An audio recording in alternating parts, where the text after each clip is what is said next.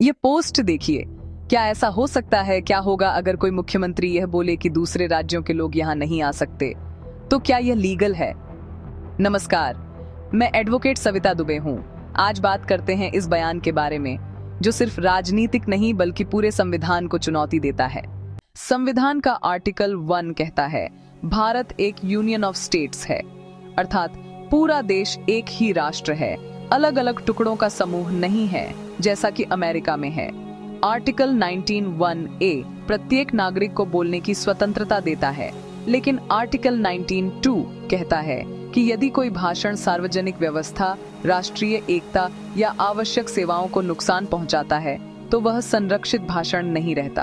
Article 19(d) प्रत्येक भारतीय को पूरे भारत में स्वतंत्र रूप से आने जाने का अधिकार देता है। आर्टिकल 19(e) कहीं भी निवास करने का अधिकार देता है और अनुच्छेद 21 जीवन, गरिमा और आजीविका की रक्षा करता है। इसलिए किसी भी भारतीय को किसी राज्य में प्रवेश से रोकना सीधा संवैधानिक उल्लंघन है। कुछ अपवाद हैं, उन पर कभी और चर्चा करेंगे। और एक महत्वपूर्ण बात, रेलवे संविधान की 7वीं अनुसूची की संघ सूची का 22nd विषय है। किसी भी मुख्यमंत्री के पास ट्रेनों को बंद करने की कोई संवैधानिक शक्ति नहीं होती। सुप्रीम कोर्ट ने स्टेट ऑफ यूपी बनाम कैलाशनाथ 1957 में कहा कि देश में स्वतंत्र आवागमन हर नागरिक का मौलिक अधिकार है, और SR बोमी बनाम भारत संघ 1994 में कहा कि भारत एक अविभाज्य संघ है और कोई भी राज्यीय कार्यवाही जो राष्ट्रीय एकता को खतरे में डाले वह संविधान के विरुद्ध है। इसी निर्णय में न्यायालय ने यह भी स्पष्ट किया कि यदि कोई राज्य संविधान का गंभीर उल्लंघन करता है तो अनुच्छेद 356 के अंतर्गत केंद्र सरकार हस्तक्षेप कर सकती है। अब क्रिमिनल लॉ की बात करते हैं तो पुराना देशद्रोह कानून धारा 124(a) समाप्त कर दिया गया है। अब उसकी जगह BNS की धारा 152 लागू होती है, जो भारत की संप्रभुता, एकता और अखंडता को खतरे में डालने पर लगती है। इसका दंड है आजीवन कारावास या 7 इयर्स तक का कारावास तथा जुर्माना।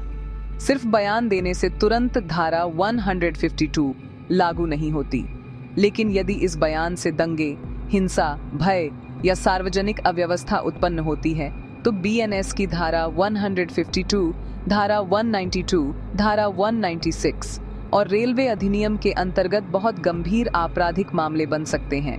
ऐसे मामलों में 2 to 7 इयर्स तक की जेल हो सकती है। सिर्फ बोलने से अपने आप 152 नहीं लगती, लेकिन यदि व्यापक अशांति फैली तो BNS की धारा 152 या 192 या 196 के तहत मामला दर्ज किया जा सकता है। यह इस बात पर निर्भर करेगा कि वास्तव में क्या उल्लंघन हुआ।